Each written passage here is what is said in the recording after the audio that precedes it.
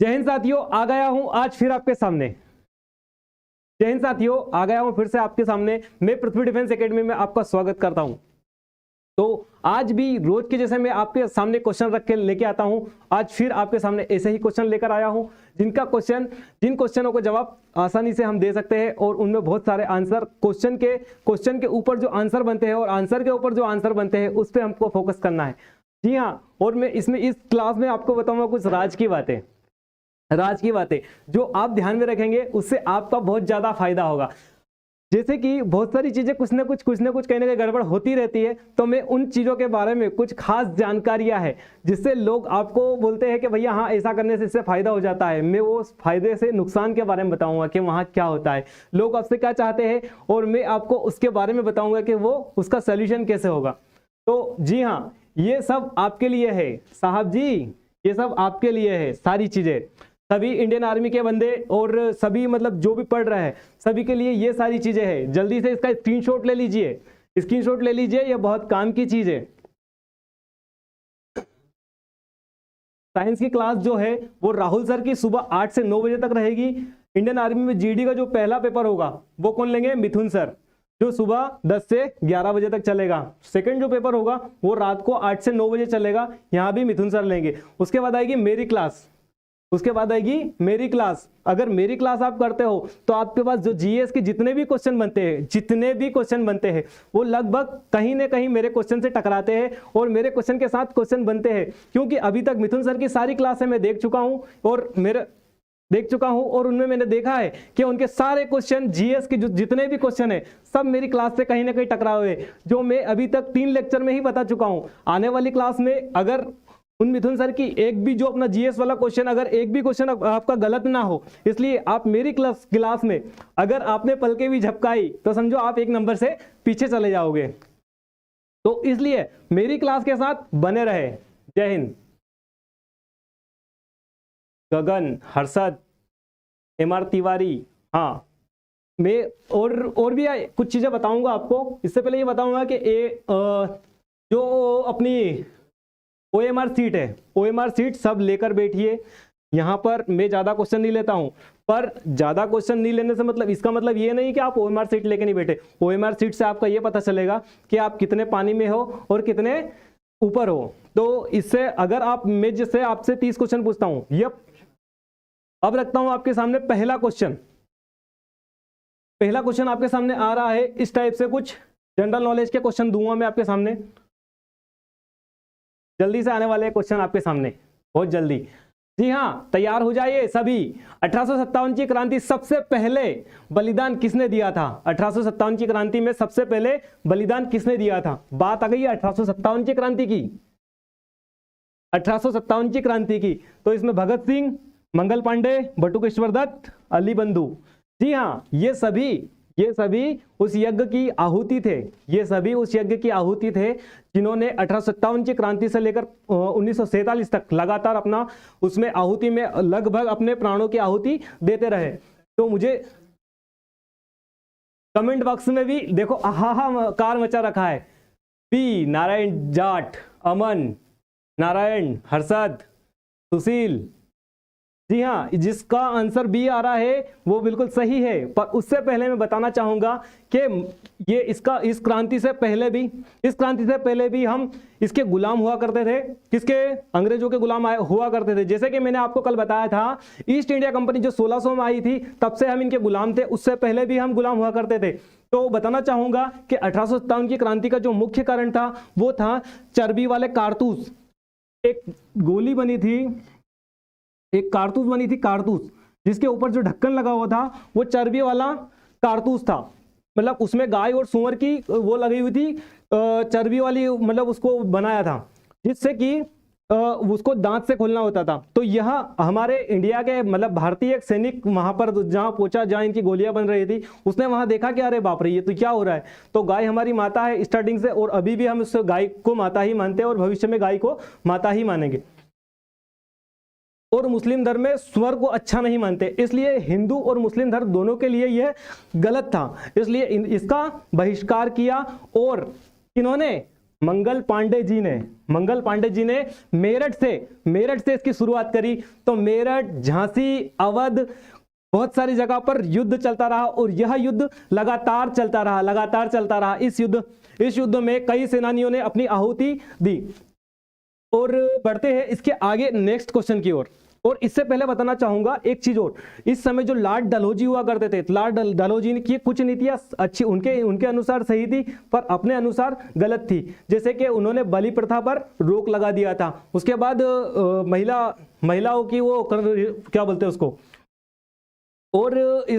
और बताना चाहूंगा कि उस समय ट्रेन, डाक टिकट और डाक, ये सारी सुविधाएं आ गई थी। बढ़ते नेक्स्ट क्वेश्चन की ओर। आर्य समाज की स्थापना किसने की थी? आर्य समाज की स्थापना की थी राजा राम मोहन राय, स्वामी दयानंद सरस्वती, स्वामी विवेकानंद, स्वामी सहजानंद, इन्होंने की थी। आर्य समाज की बात कर रहे हैं तो आर्य का मैंने सबसे पहले बताया था कब, सिंधु घाटी सभ्यता में जब आए थे वो आर्य थे। आर्य को माना जाता है श्रेष्ठ और उत्तम माना जाता है। कुछ लोग सी बता रहे हैं, स्वामी दयानंद सरस्वती। जी हाँ, जिनका आंसर स्वामी दयानंद आ रहा है। सुशील, अमन, जय भवानी, कुछ जवान जो भी है जिनका आंसर सी आ रहा वो बिल्कुल सही है। स्वामी दयानंद सरस्वती, जी हाँ, इसकी जो स्थापना करी थी राजा राम मोहन राय ने करी थी। स्वामी दयानंद सरस्वती ने की थी। कब की थी? 1875 में। और ये कहाँ की थी? मुंबई में। मुंबई के बारे में मैंने बताया था कि यहां पर सबसे बड़ा एक बंदरगाह है। सभी मुझे कमेंट में बताया कि यहां पर कौन सा बड़ा बंदरगाह है। बढ़ते हैं नेक्स्ट क्वेश्चन की ओर।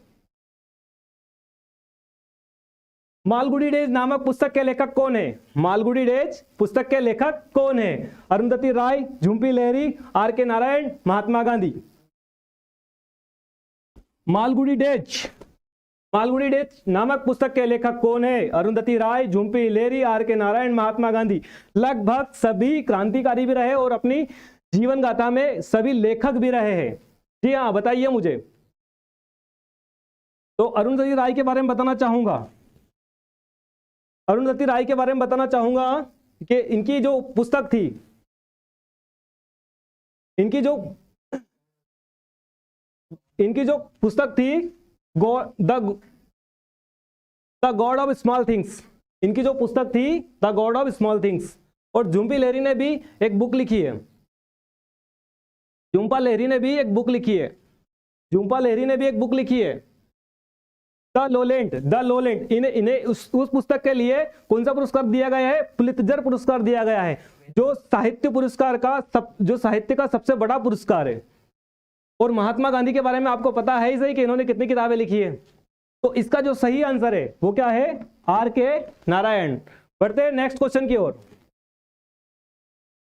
भारतीय वायुसेना दिवस कब मनाया जाता है? जी हाँ, इस क्वेश्चन की आंसर की अपेक्षा सबसे चाहूंगा। 5 जनवरी, 15 जनवरी, 10 जनवरी या 10 अक्टूबर। रसगुल्ला, हेलो, जय हिंद। 5 जून, 15 जनवरी। मिस्टर तिवारी जी बता रहे 15 जनवरी। 15 जनवरी के बारे में मुझे सभी कमेंट में बताएं कि 15 जनवरी को कौन सा दिवस मनाते हैं। अगर 15 जनवरी को जो दिवस मनाया जाता है वो सेना दिवस मनाया जाता है। जी हाँ, जो आर्मी की तैयारी कर रहे हैं, जो भी आर्मी की तैयारी कर रहे हैं, उनसे यह क्वेश्चन तो बनना चाहिए भैया कि 15 जनवरी को कौन सा दिवस मनाते हैं। तो 15 जनवरी को जो मनाते हैं वो थल सेना दिवस मनाते हैं। क्या मनाते हैं? थल सेना दिवस। बात आते हैं फिर से अपने क्वेश्चन पे, भारतीय वायुसेना दिवस कब मनाते हैं? भारतीय वायुसेना दिवस जी बता रहे हैं कुछ लोग। जी हाँ, बिल्कुल इसका आंसर सही है। 8 अक्टूबर 1932 को इसकी स्थापना हुई थी। किसकी? वायुसेना की। तो इसलिए अपन 8 अक्टूबर को वायुसेना दिवस मनाते हैं। और जो हमारा नेवी डे है वो मनाते हम 4 दिसंबर को। बढ़ते हैं नेक्स्ट क्वेश्चन की ओर। भारत आने वाला प्रथम विदेशी यात्री कौन था? भारत आने वाला प्रथम विदेशी यात्री कौन था? फायान, ह्वेनसांग, मेगास्थनीज, अल-बरूनी। जी हाँ, ये सारे विदेशी है, ये सभी भारत में एक एक समय बाद आए थे, पर बात आई थी कि सबसे पहले भारत में कौन आया था? डी रोहित नारायण, रोहित। जी हाँ, जिन लोगों का आंसर मेगास्थनीज आ रहा है वो बिल्कुल सही है। मेगास्थनीज की एक पुस्तक है इंडिका, और मेगास्थनीज के बारे में बता चुका हूं पहले भी। मेगास्थनीज जो आया था सेल्यूकस निकेटर के साथ आया था, जो चंद्रगुप्त मौर्य के शासन काल में आया था। और मौर्य वंश के बारे में मैं शायद फर्स्ट सेशन में बता चुका हूं कि मौर्य वंश की स्थापना जो करी थी चंद्रगुप्त मौर्य ने करी थी, और उसके शासन में आया था सेल्यूकस निकेटर, जिसका राजदूत था कौन? मेगास्थनीज। और मेगास्थनीज ने कौन सी बुक लिखी थी? इंडिका। और फायान जो था वो चीनी यात्री था, जो काई के लिए आया था? यहाँ बौद्ध धर्म के प्रचार प्रसार के लिए आया था। और ह्वेनसांग भी जो था वो भी चीनी था। और अल-बरूनी जो था ईरानी था। ये मोहम्मद गजनवी का एक शासक, मतलब वो रहा था, इसके साथ आया था, मोहम्मद गजनवी के साथ आया था। बढ़ते हैं नेक्स्ट क्वेश्चन की ओर। विक्टोरिया मेमोरियल कहां स्थित है? जी हाँ, मुझे बताइए विक्टोरिया मेमोरियल कहां स्थित है? तो Victoria memorial Delhi, Kolkata, Chennai, Karnataka. Victoria memorial की बात हुई है, विक्टोरिया मेमोरियल ये वही मेमोरियल है जहां पर सुभाष चंद्र बोस जी ने 2000 सैनिक खड़े कर दिए थे। और ये विक्टोरिया मेमोरियल बना है महारानी विक्टोरिया के नाम से। और ये कहां बनाया गया है? ये बना है कोलकाता में। जी हाँ, इसके बारे में बताना चाहूंगा थोड़ा सा कि जब 1901 में इसकी शुरुआत की गई थी, और जॉर्ज पंचम आए थे 1911 में, तो इन्होंने इसकी शुरुआत कर दी थी। और इसे 1926 में पूरी तरह एक संग्रहालय बनाकर पूरी तरीके से खोल दिया था, जिसमें महारानी विक्टोरिया के बारे में सारी चर्चाएं दी गई है। बढ़ते हैं नेक्स्ट क्वेश्चन की ओर। Nightingale of India, nightingale of India, nightingale of India किसे कहा जाता है? नाइटिंगेल ऑफ इंडिया किसे कहा जाता है? सुचेता कृपलानी, सरोजिनी नायडू, एनी बेसेंट, इनमें से कोई नहीं। नाइटिंगेल ऑफ इंडिया किसे कहा जाता है? सुचेता कृपलानी, सरोजिनी नायडू, एनी बेसेंट, इनमें से कोई नहीं। हर्षद, सुभाष, हर्षद, जय भवानी। हाँ, जिन लोगों का बी आंसर आ रहा है वो बिल्कुल सही है। इसे नाइटिंगेल ऑफ इंडिया कहा जाता है। और यही एक महिला ऐसी है जो भारत का जो उत्तर प्रदेश है वहां की प्रथम महिला राज्यपाल बनी थी। और यही एक महिला है जिन्होंने 1998 में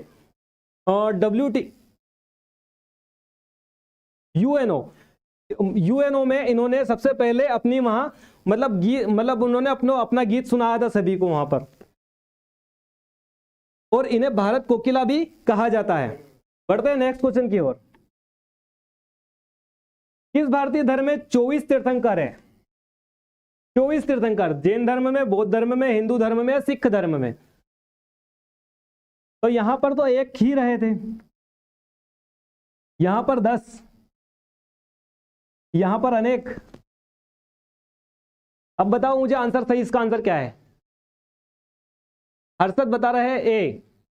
हाँ, जिन लोगों का ए आंसर है वो बिल्कुल सही है। जैन धर्म के बारे में बताना चाहूंगा कि जैन धर्म के जो संस्थापक रहे थे वो ऋषभ देव रहे थे, और इसके 23वें गुरु जो रहे थे वो पार्श्वनाथ रहे थे, और 24वें जो गुरु रहे थे महावीर स्वामी रहे थे। और महावीर स्वामी का जो बचपन का नाम था वर्धमान था, बचपन का नाम इनका वर्धमान था। और इनके पिताजी का नाम सिद्धार्थ था, इनकी माताजी का नाम त्रिशला था। और इन्होंने भी कठोर तपस्या करी और इन्हें जैन धर्म की वो उपासना मिली। बढ़ते हैं नेक्स्ट क्वेश्चन की ओर। श्रीलंका की मुद्रा का नाम क्या है? श्रीलंका की मुद्रा का नाम क्या है? श्रीलंका की मुद्रा का नाम क्या है? जी हाँ, डॉग, बहत, डॉलर या रुपया। ए तिवारी बता रहे हैं ए, कुशवाहा ए, सुभाष बी। हाँ, एम आर तिवारी जो रू बता रहे हैं, तो इसका रुपया बिल्कुल सही है। श्रीलंकाई रुपया के नाम से जाना जाता है। श्रीलंका के बारे में बताना चाहूंगा कि 1948 में श्रीलंका पूरी तरीके से आजाद हो चुका था। बढ़ते नेक्स्ट क्वेश्चन की ओर। लिपुलेख दर्रा किस राज्य में स्थित है? लिपुलेख दर्रा राज्य किस राज्य में स्थित है? लिपुलेख दर्रे की बात हो रही है। दर्रे से बताना चाहूंगा कि दो पहाड़ियों के बीच में या दो हिमालय के बीच में जो जगह रहती है उसे हम क्या कहते हैं? दर्रा। जो प्राकृतिक जगह से मतलब प्राकृतिक रास्ता बनाया जाता है उसे ही हम कहते हैं दर्रा। जी हाँ, उसके बारे में और बताना चाहूंगा कि वहां से अगर बीच में से नदी निकल के गई और दोनों पहाड़े के बीच में, उसे ही कहते हैं दर्रा। तो इसका आंसर सही मुझे बताइए। हिमाचल प्रदेश, सिक्किम, अरुणाचल प्रदेश, उत्तराखंड। तिवारी जी सी बता रहे हैं, अरुणाचल प्रदेश। संजय बी बता रहे हैं, विजय सी, असलम सिक्किम बोल रहे हैं। जी हाँ, सिक्किम में जो एक दर्रा है वो नाथुला दर्रा है। कौन सा? नाथुला दर्रा है। यह बहुत इंपॉर्टेंट क्वेश्चन है, कई बार एग्जाम में पूछा गया है। नाथुला दर्रा कहां पर है? क्योंकि नाथुला एकमात्र ऐसा दर्रा है जो सिक्किम में है और इसका नाम भी सबसे अलग है। हाँ, इस क्वेश्चन का आंसर जो सही आंसर है वो क्या है? उत्तराखंड। और उत्तराखंड में दर्रे से बात याद आई कि जितने भी दर्रे हो, कुछ भी हो, उसके आखिरी में अगर ताल लिखा है तो वो सभी दर्रे कहां रहेंगे? उत्तराखंड में। जितने भी ताल वाले जिले मतलब दर्रे जो है वो कहां रहेंगे? उत्तराखंड में। और जैसे कि मैंने कल नाग नागिन के बारे में बताया था, जो झील वगैरह जो है नाग नागिन वाली झील वो कहां है? जम्मू कश्मीर में। बढ़ते हैं नेक्स्ट क्वेश्चन की ओर। हजारीबाग नेशनल पार्क कहां स्थित है? हजारीबाग नेशनल पार्क, हजारीबाग की बात आ गई है। हजारीबाग, आज फिर हजारीबाग। आपको इस स्टेट से बार बार रोज लगातार मैं ये क्वेश्चन जरूर पूछ रहा हूं। इस स्टेट से पता नहीं इस स्टेट से मेरा कुछ लगाव है, शायद इस स्टेट में कुछ ज्यादा जानकारी है। तो हजारीबाग नेशनल पार्क कहां है? असम में, नागालैंड में, झारखंड में या गुजरात में? राजू जी सी बता रहे हैं झारखंड। लाखन सिंह, हाँ, जिन लोगों का सी आंसर है वो बिल्कुल सही है, झारखंड। झारखंड के बारे में जानकारी देना चाहूंगा कि सबसे पहले जो सीमेंट की फैक्ट्री है वो यहीं लगाई गई थी। सबसे पहले सीमेंट का कारखाना जो यहीं लगाया गया था, क्योंकि यहाँ पे कच्चे माल का उत्पाद ज्यादा होता है। उसके बाद और बताना चाहूंगा कि यहाँ पर स्टील भी सबसे ज्यादा है। टाटा स्टील के नाम से एक कंपनी है जो सबसे पहले खोली गई थी। बढ़ते हैं नेक्स्ट क्वेश्चन की ओर। विक्टोरिया झील, फिर से आज विक्टोरिया झील आ गई है। परसों भी विक्टोरिया झील थी, आज फिर विक्टोरिया झील आ गई। विक्टोरिया झील से कौन सी नदी निकलती है? मैंने पहले सेशन में बताया था विक्टोरिया झील कहां से निकलती है। अमेजन, नील, मिसोरी या मिसिसिपी, कौन सी नदी से निकलती है? अमेजन नदी, नील नदी, मिसोरी नदी या मिसिसिपी नदी? विक्टोरिया झील की बात आ गई है।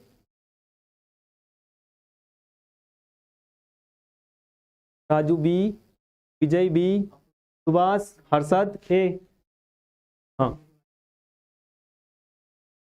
विक्टोरिया झील जो है वो अफ्रीका की सबसे बड़ी झील है और विक्टोरिया झील विश्व की तीसरी बड़ी झील है। विश्व की तीसरी बड़ी झील। उसके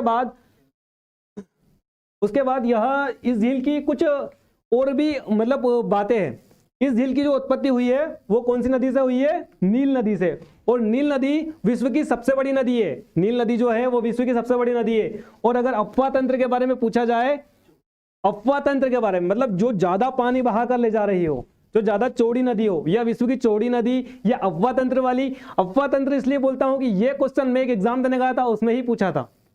अफवाह तंत्र के लिए वो है अमेजन नदी। पढ़ते हैं नेक्स्ट क्वेश्चन की ओर।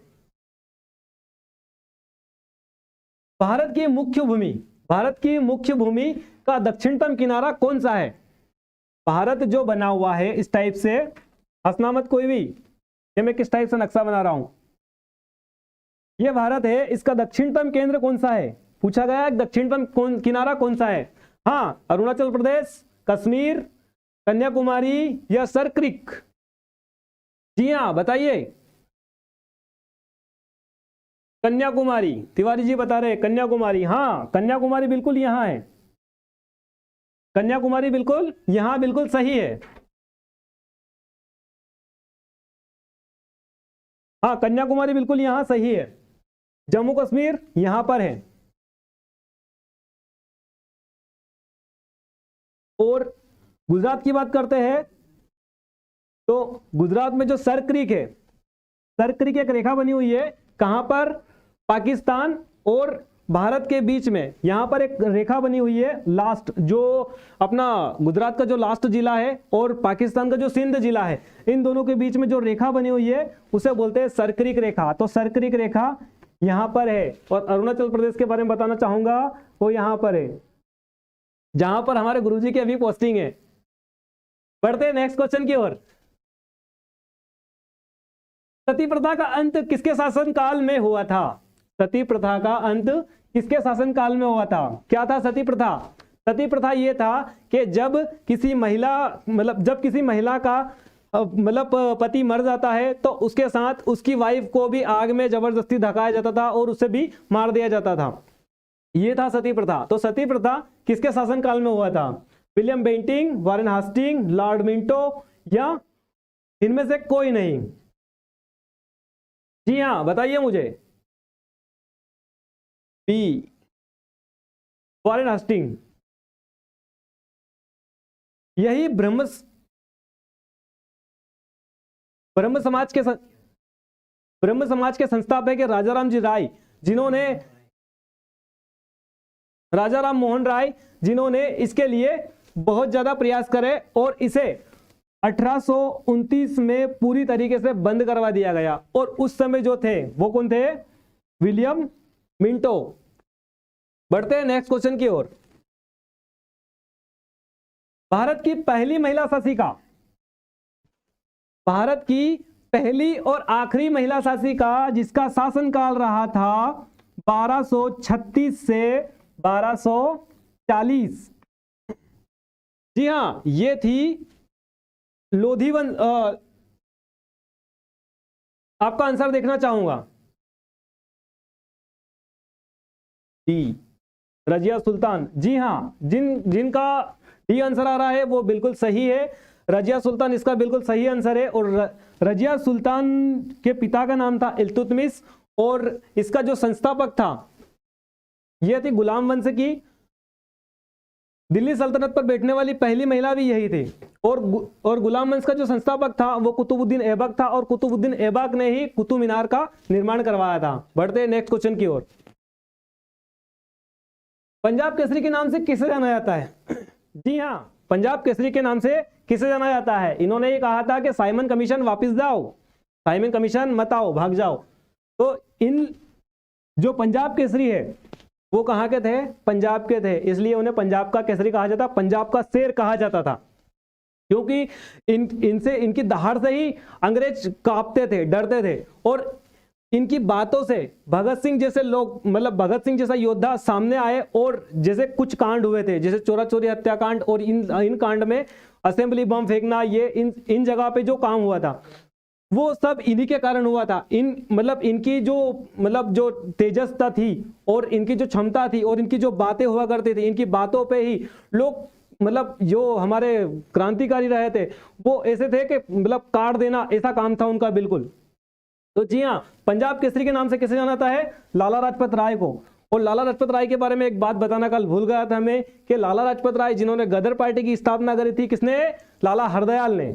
लाला हरदयाल ने, उनके भी ये गुरु है लाला लाजपत राय। बढ़ते हैं नेक्स्ट क्वेश्चन की ओर। वेदों की ओर लौटो का नारा किसने दिया था? वेदों की ओर लौटो का नारा किसने दिया था? जी हाँ, राजाराम मोहन राय, दयानंद सरस्वती, लाला लाजपत राय, सरदार वल्लभ भाई पटेल, इन्होंने दिया था। तो जी हाँ, ये जो व्यक्ति थे ये वेद पर ज्यादा विश्वास करते थे और वेद से शिक्षा और संस्कृति की ओर ले जाना चाहते थे और हमारे धर्म के प्रचार और प्रसार को कभी रुकने नहीं देना चाहते थे। और इसके अलावा ये हर व्यक्ति को पढ़ाकर एक शिक्षित और श्रेष्ठ व्यक्ति बनाना चाहते थे। ये सिर्फ अपनी शिक्षा पर विश्वास नहीं करते थे, ये सर्व शिक्षा के ऊपर विश्वास करते थे। ये सिर्फ स्वयं को श्रेष्ठ नहीं बनाना चाहते थे कभी, ये पूरे जन को श्रेष्ठ बनाना चाहते थे। जिन सैनिकों का बी आंसर आ रहा है जिन सैनिकों का बी आंसर आ रहा है वो बिल्कुल सही है। प्रेम, MR, महेंद्र, जय भवानी। हाँ, इसका जो आंसर है दयानंद सरस्वती वो बिल्कुल सही है। बढ़ते हैं नेक्स्ट क्वेश्चन की ओर। सिख धर्म के संस्थापक किसे माना जाता है? सिख धर्म के संस्थापक किसे माना जाता है? गुरु गोविंद सिंह, गुरु नानक, अर्जुन देव, अंगद, गुरु अंगद देव। एक बार फिर से बता रहा हूं, सिख धर्म के संस्थापक, सिख धर्म के संस्थापक की बात हो गई है भाई साहब। गुरु गोविंद सिंह, गुरु नानक, गुरु अर्जुन देव, गुरु अंगद देव। तो गुरु गोविंद सिंह के बारे में बात करूं तो ये जो गुरु थे ये 10वें गुरु थे और इन्होंने खालसा पंथ की स्थापना करी थी। खालसा पंथ की स्थापना किसने करी थी? गुरु गोविंद देव ने। और गुरु अर्जुन देव की बात करूं तो ये गुरु 5वें गुरु थे और इसके बाद इन्हें सच्चे बादशाह कहा जाता था। क्या कहा जाता? सच्चा बादशाह।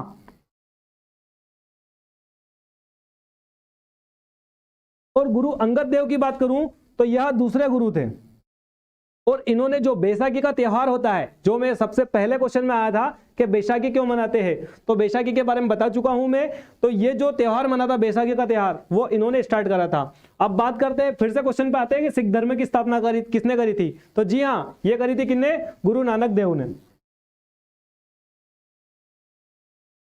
जिन भी कमांडो का आंसर बी है, लगभग सारे कमांडो का आंसर बी है। जी हाँ, जी हाँ, ये सारे कमांडो का आंसर बिल्कुल बी, जिनका भी आ रहा है वो बिल्कुल सही है। पढ़ते हैं कमांडो नेक्स्ट क्वेश्चन की ओर।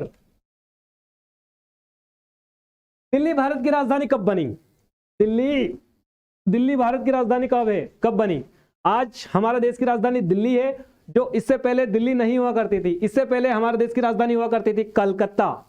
जी हाँ, कलकत्ता। कमल जी बता रहे हैं 1911, 1912, 1315 या 1960 कब बनी? सभी कमांडोज का पृथ्वी डिफेंस एकेडमी स्वागत करती है और जी हाँ, ऐसे ही बने रहिए। और एक गुप्त बात बता देता हूं, जैसे लोग बोलते हैं सब्सक्राइब करें, आगे बढ़े, चैनल में जुड़े रहे, मैं एक आपको आज की बात बता देता हूं, ये क्वेश्चन यही होल्ड करता हूं। यहाँ पर जो ज्ञान है, ये ज्ञान छुपा के रखना है। क्यों? कि यहाँ पर एक क्वेश्चन पर 4 तरह की बातें होती है। सिर्फ एक क्वेश्चन तो सबको मिल जाएगा, वीडियो कोई भी देख लेगा और उसे एक क्वेश्चन तो सबको मिल जाएगा, पर अगर आपने किसी को भेजा और बताया तो गड़बड़ हो जाएगी। तो इसलिए कंपटीशन से भी अपन को ध्यान रखना है, कंपटीशन को भी ध्यान में रखना है और उसी तरीके से मेहनत करना है। जी हाँ, इसका जो सही आंसर है वो क्या है? 1911 में जेम्स प्रिंसेस जो कोलकाता आए थे, उन्होंने वहां पर घोषणा करी थी कि ये जो राजधानी जो है दिल्ली, ये 1931 में पूरी तरीके से यह दिल्ली को राजधानी बताया गया था, जबकि 1911 में इसकी घोषणा की गई थी। बढ़ते नेक्स्ट क्वेश्चन की ओर। चोरी चोरा कांड कब हुआ था? चोरी चोरा कांड कब हुआ था? 1920, 1919, 1927 या 1922? यहां पर लगातार कांड होते रहे थे। 1947 से पहले लगातार कांड होते रहे थे। कांड वो अंग्रेजों के लिए हुआ करते थे। क्यों? कि हमारे लिए तो वो आयोजन हुआ करते थे, हम उस आयोजन का आनंद उठाते थे, मजे लेते थे और वो हंसते हंसते वो हमें दुखी होकर सजा देते थे कि लो भैया फांसी पे, और हम हंसते हंसते फांसी पर झूल जाते थे। तो यही कहानी है हम भारतीयों की और यही कहानी बनी रहेगी। जी हाँ, तो इसका सही आंसर जो है वो 1922 है। बढ़ते हैं नेक्स्ट क्वेश्चन की ओर। उस्ताद बिस्मिल्लाह खान संबंध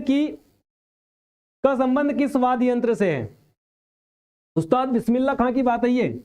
उस्ताद बिस्मिल्लाह खां का किस वाद्य यंत्र से संबंधित है? सितार से, मृदंग से, बांसुरी से या शहनाई से? इनके बारे में बता दूं, ये कहां से है? बिहार से। और बिहार में एक नदी बहती है जिसे हम कोसी नदी कहते हैं। नदी तो बहुत सारी बहती है, पर कोसी नदी की बात इसलिए बता रहा हूं कि कोसी को बिहार का शोक कहा जाता है। यह क्वेश्चन कई बार एग्जाम में पूछा गया है, इसलिए मैं आपको यह क्वेश्चन बताना जरूरी समझ रहा हूं। जी हाँ, इसका आंसर आर्मी लवर डी बता रहे, ए बता रहे तिवारी जी। जी हाँ कमांडो, जिन लोगों का आंसर बांसुरी आ रहा है, वो बिल्कुल सही है। बढ़ते हैं नेक्स्ट क्वेश्चन की ओर। हाँ, बढ़ते हैं नेक्स्ट क्वेश्चन की ओर। भारत का सर्वोच्च वीरता पदक कौन सा है? भारत का सर्वोच्च वीरता पदक की बात आ गई है। जो जो इंडियन आर्मी की तैयारी कर रहे हैं वो सब यही चाहते हैं कि हमें भी वीरता पुरस्कार मिले, वो भी उसके साथ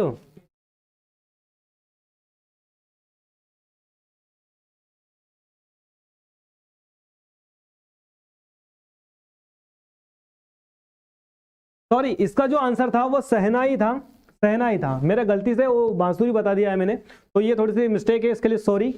बाकी बढ़ते हैं नेक्स्ट क्वेश्चन की ओर। भारत का सर्वोच्च वीरता पदक कौन सा है? भारत का सर्वोच्च वीरता पदक किस लिए दिया जाता है वो बता दो। ये अदम्य साहस के लिए दिया जाता है, और यह ज्यादातर जो मिला है उन सैनिकों को मिला है जिनकी साहस में मतलब अपने प्राणों की आहुति दे दी, जिन्होंने, उन लोगों को मिला है। और इसकी स्थापना जो करी थी 1947 में इसकी शुरुआत हो गई थी, और यह पूरी तरीके से जो शुरू हुआ था 1950 में हमारे संविधान के बाद स्टार्ट हो गया था। और ये सबसे पहले मिला था मेजर सोमनाथ जी को, मेजर सोमनाथ शर्मा जी को मिला था। हाँ, तो मुझे इसमें बताइए कि शौर्य चक्र, वीर चक्र, परमवीर चक्र या पद्मश्री, जिन भी कमांडो का आंसर सी आ रहा है, हाँ, जिन लोगों का कमांडो, जो भी कमांडो है जिनका आंसर सी आ रहा है वो बिल्कुल सही है। बढ़ते हैं नेक्स्ट क्वेश्चन की ओर।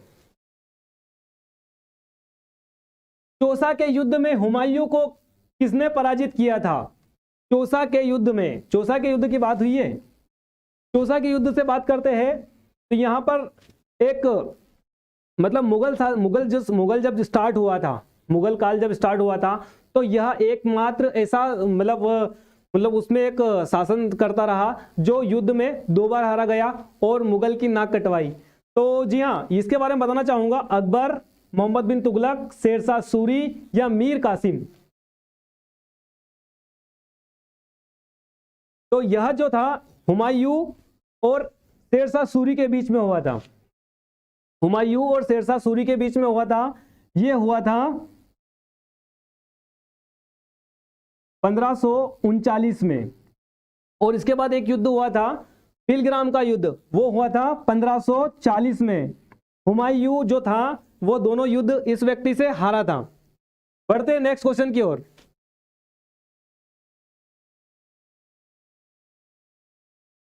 भीमबेटका की गुफाएं कहां स्थित है? सबसे ज्यादा इंपॉर्टेंट क्वेश्चन है और कई बार पूछा गया है ये क्वेश्चन, क्योंकि भीमबेटका को 2003 में, जैसे कि मैं पहले बता चुका हूं, भीमबेटका को 2003 में विश्व धरोहर में शामिल कर लिया गया है, इसलिए यह क्वेश्चन और ज्यादा इंपॉर्टेंट हो जाता है। तो जी हाँ, मुझे बताइए, तमिलनाडु में, पश्चिम बंगाल में, मध्य प्रदेश में या उत्तराखंड में? इसके अलावा 3 जगह और है जिन्हें इसमें शामिल किया गया है। एक सांची है, उसके बाद खजुराहो है और एक प्रस्तावित है। तो इसका जो सही आंसर है वो मध्य प्रदेश है। जी हाँ, आज का लास्ट क्वेश्चन रहा था ये। जी हाँ साथियों, आप लगातार इसी तरह मेरे साथ अगर बने हो, अगर लगातार आप मेरे साथ इसी तरीके से बने हो तो इससे सबसे ज्यादा फायदा आपका ही रहेगा, इससे सबसे ज्यादा फायदा आपका रहेगा, क्योंकि मैं एक क्वेश्चन पे 3 तरीके से काम करता हूं, ये सभी को आपको समझ में आ रहा है। और मेरी क्लास से आपको मिथुन सर की जो आने वाली क्लास है, जो कल आने वाला टेस्ट है, उसमें सबसे ज्यादा फायदा होने वाला है। तो जी हाँ, मेरे साथ अगर आप इसी तरीके से बने हो तो आपको ज्यादा फायदा होगा। जी हाँ, जैसे हमारी पृथ्वी डिफेंस एकेडमी फिजिकल में भारत में, अभी तक हम मध्य प्रदेश में बोलते थे, बाकी अभी तक हमने जितनी भी क्लासें देखी या कहीं का वीडियो देखा या कहीं जाके देखा, समझा है, तो हमें पता चला है कि हमारी पृथ्वी डिफेंस एकेडमी अगर फिजिकल में नंबर 1 है तो जी हाँ, हम रिटर्न में भी नंबर 1 आएंगे और बहुत जल्दी नंबर 1 आएंगे। जय हिंद साथियों, शुभ रात्रि।